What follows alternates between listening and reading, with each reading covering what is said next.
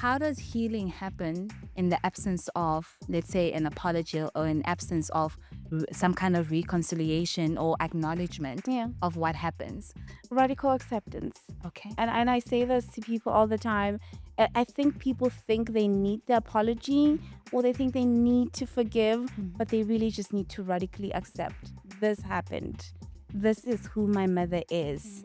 If she changes in the next 5 years, great. But if she doesn't, it's also still fine. I've accepted this is who she is. And when you get to that point of radical acceptance, I think you take your power back. Don't hold back. Say it loud.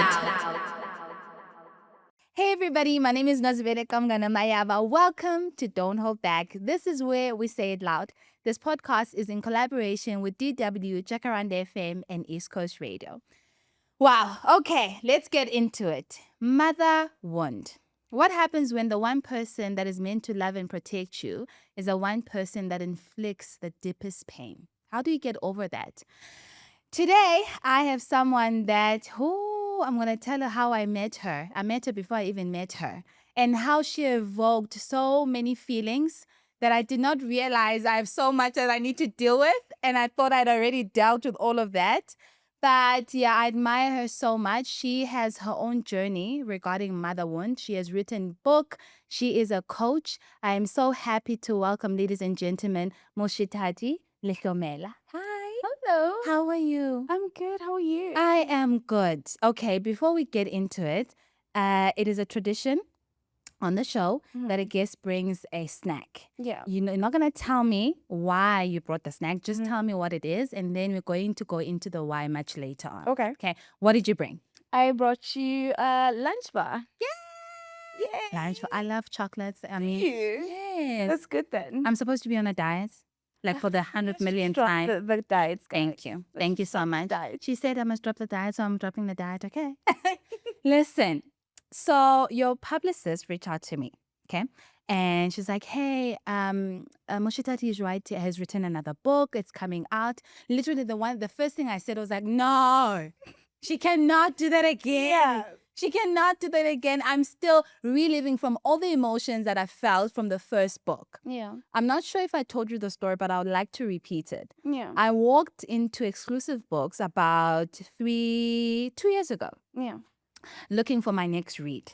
And here was the book, The Girl Who Survived Her Mother. Yeah. Stopped me dead on my tracks. Yeah. And I was like, wow, okay. And at that time, it was so funny how it happened because it was right after I'd had my child, my son, Ulumi.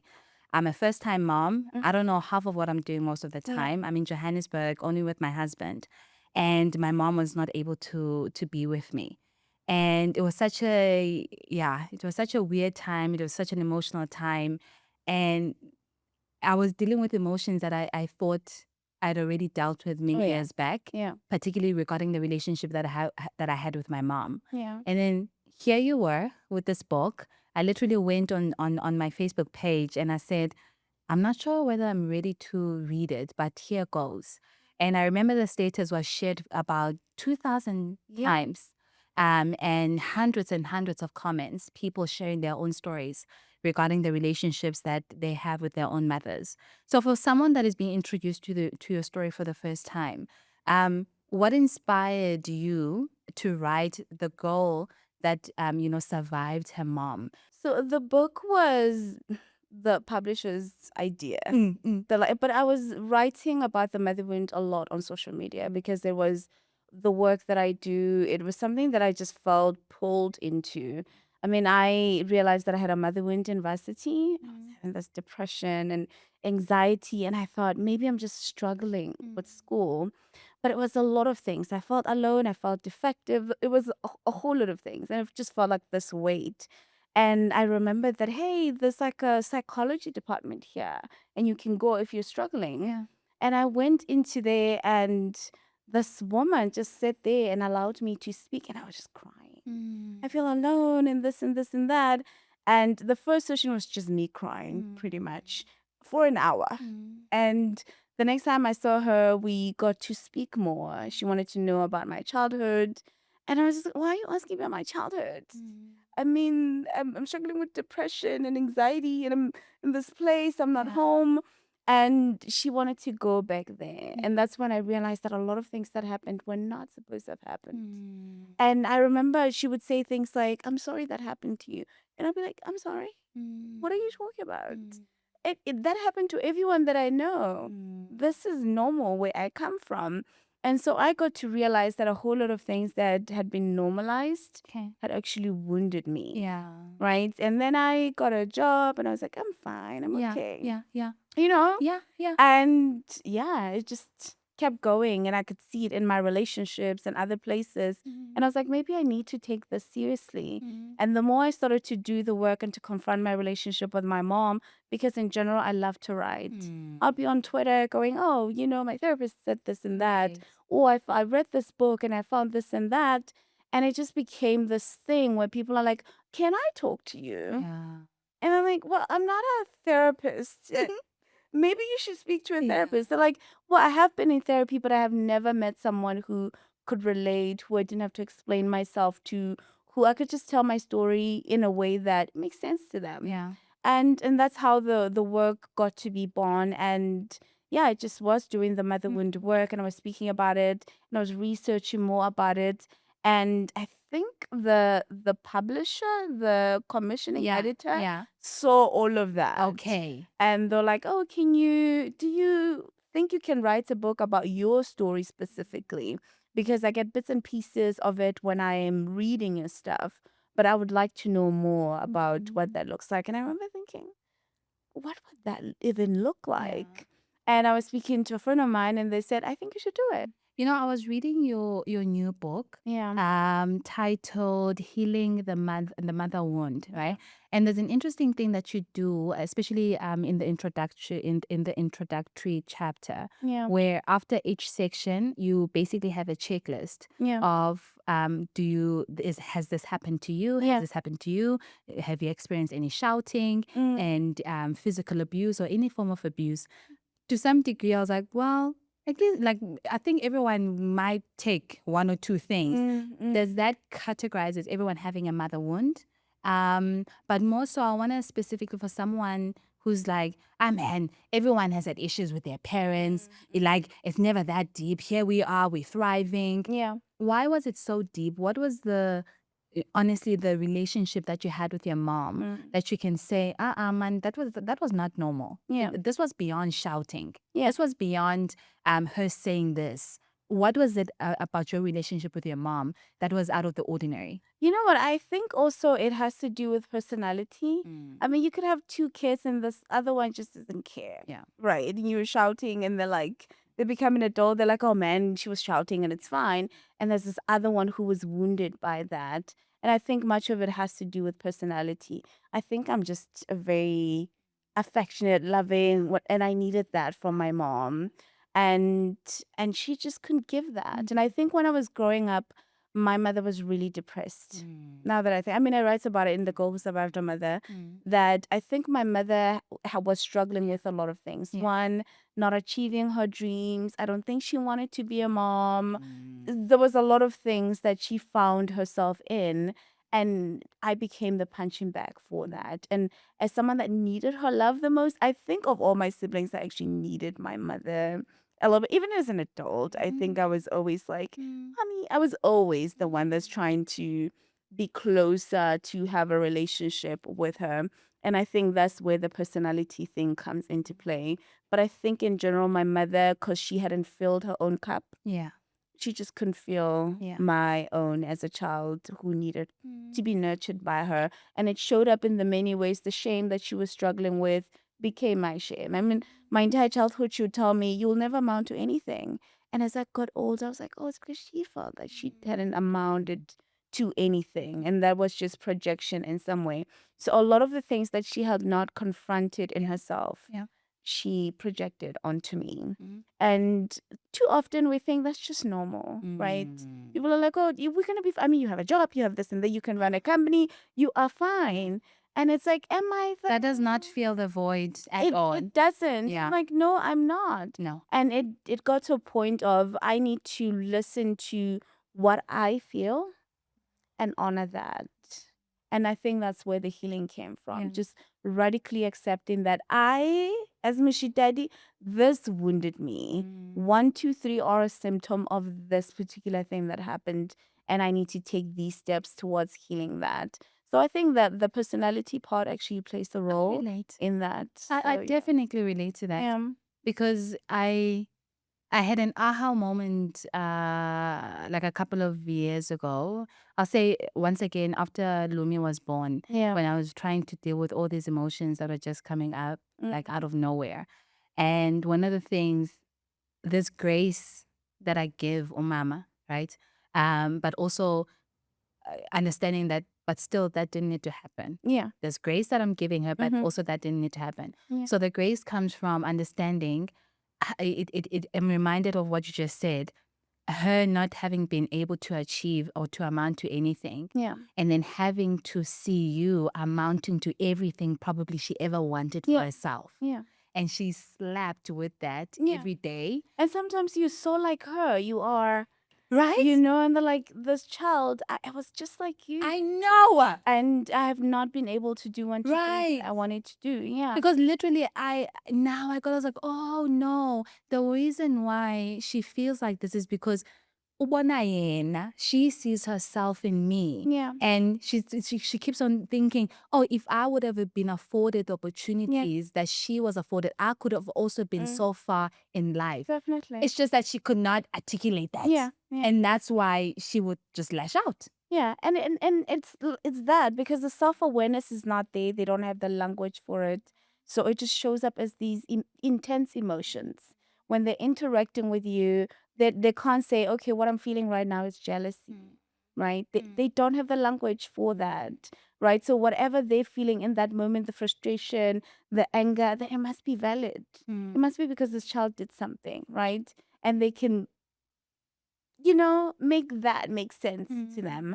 But I think a lot of our mothers are struggling with a lot of things that they have to confront. And I think that's just really what brings us to being good parents is having the awareness to say, I'm struggling with this. Yes. It has nothing to do with this child in front of me. And I think they just didn't have the capacity for that awareness and the language for it as well. The one thing I always understood was part of healing is being afforded the opportunity, let's say, to sit down with someone and say, hey, this is how this made me feel. You remember what you said like a couple of years ago? It's still stuck with me and it's still making me feel some sort of way. Unfortunately, I'm not sure if this is the case with your own mom as well. With my mom, you're not going to get that. Yeah. Yeah. You're not going to get the opportunity to even to date. Yeah. So how does healing happen in the absence of, let's say, an apology or in absence of some kind of reconciliation or acknowledgement of what happens? Radical acceptance. Okay. And I say this to people all the time. I think people think they need the apology or they think they need to forgive, but they really just need to radically accept this happened. This is who my mother is. If she changes in the next 5 years, great. But if she doesn't, it's also still fine. I've accepted this is who she is. And when you get to that point of radical acceptance, I think you take your power back. Yeah. You stop needing her to give you something for you to move forward. And because you stop needing her to give you that thing to move forward, then you take the steps that help you move forward in a way. So radical, and listen, this is one thing that most people struggle with. And I think this is why the first few chapters in the book are pretty much just gearing you towards that point to say, okay, this is happening, this is your relationship with your mom. You have to decenter her at some point. You're an adult. I think we don't recognize that we are women now, heads of households now, and we have to carry ourselves as such.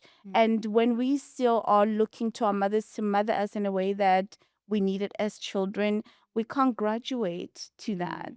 You don't even need that apology. It feels like you need it, but you don't. And also because a lot of us are not going to get it. No.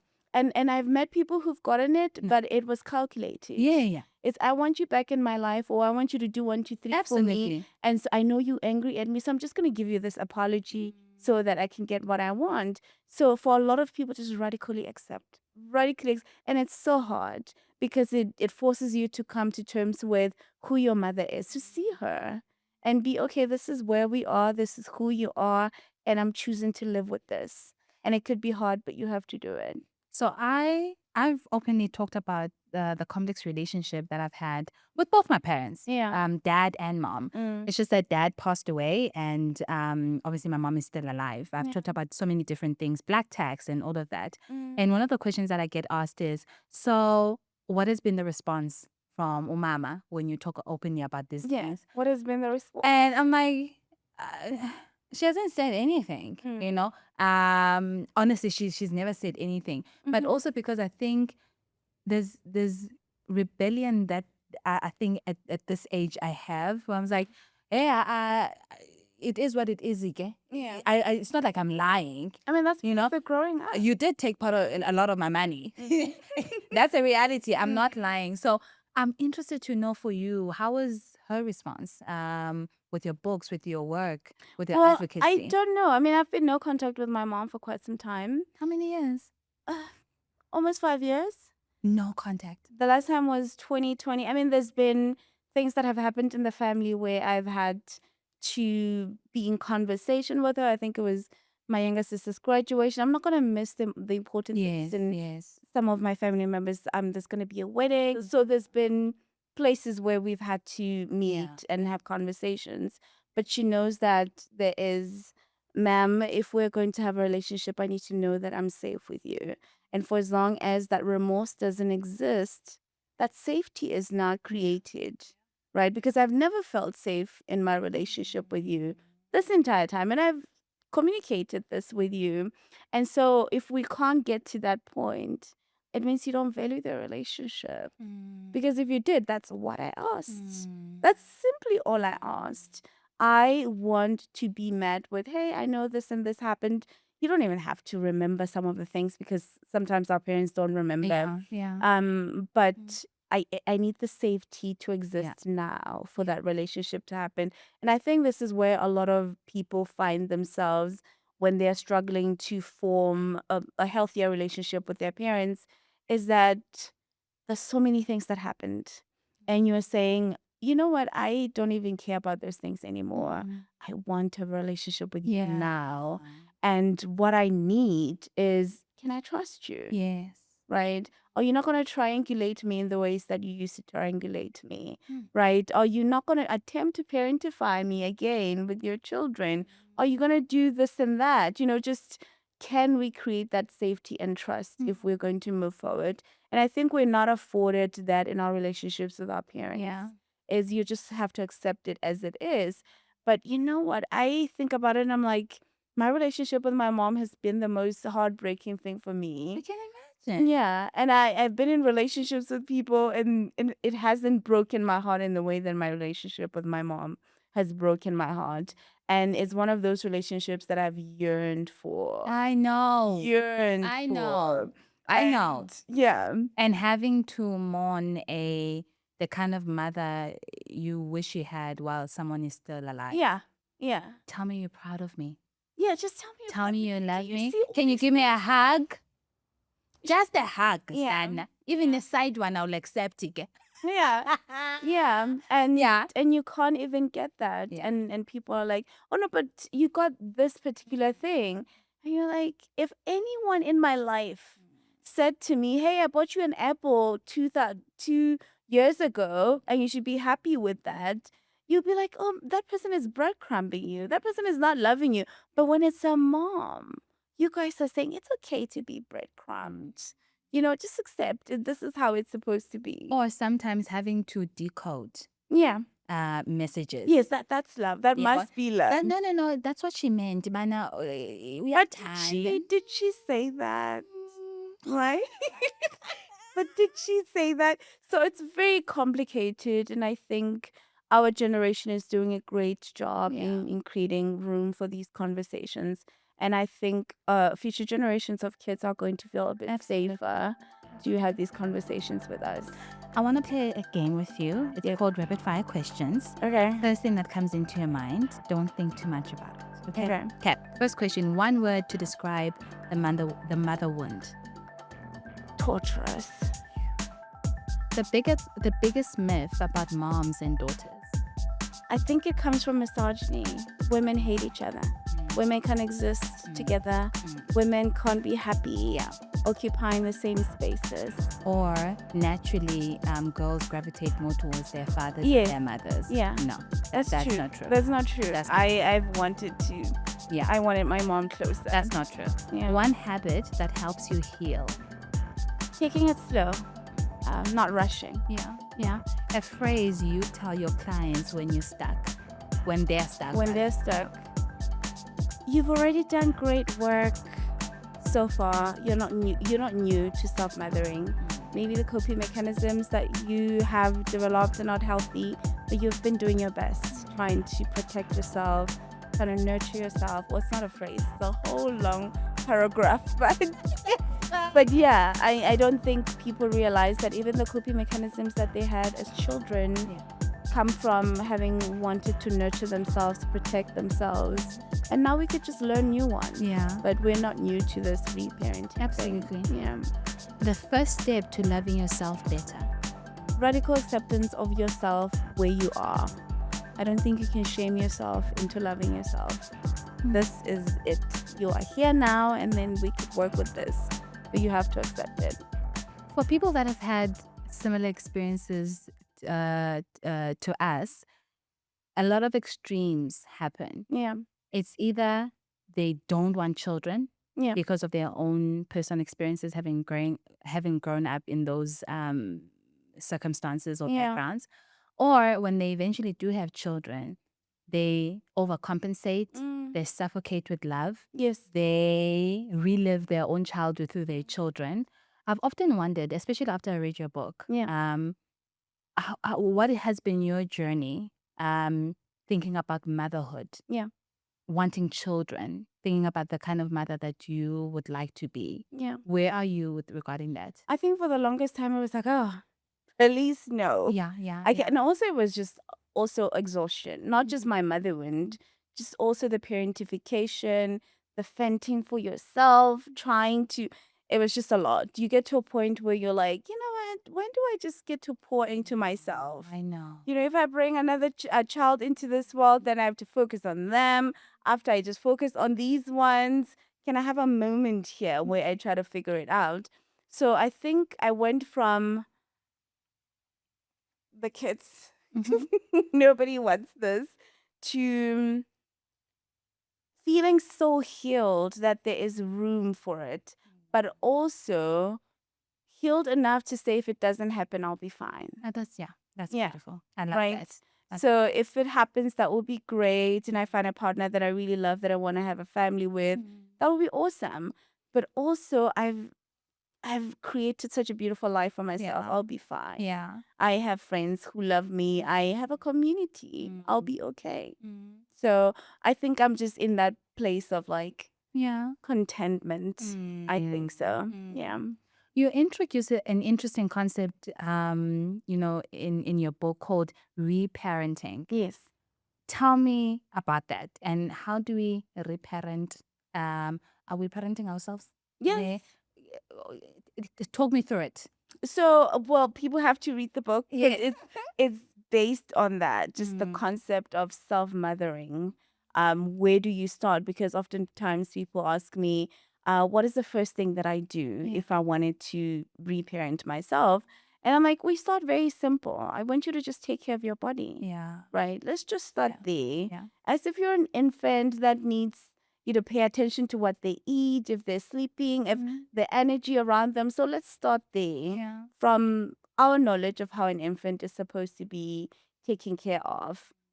Pretend you're an infant. I mean, that's like ultimately what we need also, just to be babied. Yes, please. Right? I'm only a girl. I'm only a girl. So start there to reparent yourself in that way. And then we take it a step further into the work of decentering the mom. You're recognizing that I'm not going to get the love that I need from my mom, right? And so I could stop looking there and actually evoke my own inner mother, right? But that also means now you have to reconnect with your inner child. But one thing that most people do not focus on that I've realized is the grief part. Yeah. Right? Yeah. There's so many emotions that have been accumulated since you're a child. Right? And what I do in this book is categorize them. Yeah. So we are dealing with shame, and then we're dealing with guilt. This is what guilt looks like. These are the ways that it manifests, right? People pleasing, not setting boundaries, and all of those things. All of that falls under the emotion of guilt, right? You want to manage other people's emotions, so you don't want to say no because it'll make them mad, right? You want to make everyone happy. That's why you're a people pleaser. And then we get into fear and then anger and just making room for those emotions that have been shunned, that we were shunned from experiencing as children. You were not allowed to be angry at your mom. You would get more hitting or more something. They'll give you something to cry about, something to be angry about. So there's a lot of emotions that have been accumulating since we were children that we make room for in the conscious grief part. Yeah. And this is you saying, I, as my own mother, I am going to hold you, my inner child, with this care, with this, I'm going to nurture you and allow for your emotions to exist in a way that you were not allowed as a child. And then we also get to the work of allowing your inner child to have an expanded sort of relationship with joy. Because what we speak about is like, oh, people are afraid of their grief, but people are also afraid of joy. Yeah. There's so many people who just won't allow themselves to get to a certain point. I have a family member who loves saying, if you're too happy, you're going to cry. I know. Right? Or if you're too happy, something is going to happen. Something is going to happen. So Something you bad have is to gonna curb happen. it somewhere and never allow yourself to get to a certain point. But it becomes so encoded in our nervous system to a point where you have people achieving things and not being able to feel the pride, not feel the joy. So from that grief, then we get to this part of the work to say, okay, we've released a lot of what has been happening, right? Those emotions. Now let's make room for emotions that we would like to embody a little more. And then it could become peace as well. I mean, I know that people struggle with peace as well. Yeah. There are people who just want to create chaos everywhere because Because they're that's what very they're used to. uncomfortable. Yeah. They're very, and if they find a peaceful person, they must create chaos in that person's life because they just, it makes them uncomfortable. So it's that offering your inner child the space to feel, to be human. And that's what I say in the book. You are coming back to your humanity, something that you were shamed out of being, because that's pretty much what it boils down to. Not allowing a child to cry, not allowing a child to have feelings, not allowing a child to even be an adolescent. Just to be curious, to have questions, to all of those things that are part and parcel of being human. A lot of us were not allowed to be that. And reparenting brings us back to that. That, you're fine, you're okay. And you can learn better ways to do things. But as a human being, there's nothing wrong with you. One of the things that I came to realize is, why certain things happen or why you behave a certain way. Yeah. I shop a lot for my people. Yeah. But also there's a level of me buying people's love. Oh, yeah. I overcompensate. Oh, you need this? I'm there. You need me at this time? No worries. I'll leave everything to be there. I mean, it's nice. It comes naturally. But definitely there's a layer of me having to buy your love so that you see my value in your life. Yeah. And you realizing, oh, I can't get rid of her because she brings so much joy. Brings so much value in my life. And I realized, no, it's because of still that lack of acknowledgement and to some extent love that I lack somewhere, so I guess where I'm heading to is, for you, what has been your aha moment in your own healing, things that you've learned about yourself, maybe patterns now as an adult that you still have, that you pinpointed that, no, actually it comes from back then. Mm. Yeah. Almost something similar. And in the book, I categorize that under guilt, the thing of trying to perform for love. For me, is I'm so helpful. I'm such a helpful human being. Yes, you're gonna need me. Yeah, you want a job, you know, I'm gonna apply for you. I'm gonna do your CV. I'm gonna do this and this for you. I'm just gonna show up and like Yes. give everything, Yes. you know. But I've learned to chill, take a chill pill now. And I think that's also one of the biggest lessons that I learned this year, because there was a lot of people that I was like, I'm so helpful to this person, and they betrayed me, whether it was in business or friendship, whatever. And I was like, you know what, maybe I'm learning that I need to chill out. Yeah. You know, allow people to do things for me as well. And also just look into the relationships that are already offering me the sort of love Yeah. that I need and pour into that, Correct. as opposed to trying to find more people to give to, because then also I'm spreading myself way too thin, right? My community's here, love these people, they're already here. So there's that, but there's also the joy thing. I mean, I remember in 2022, I just like, you know, this year I am going to focus on just bringing more joy into my life, because I couldn't allow myself. I couldn't allow myself. The shoe was going to drop.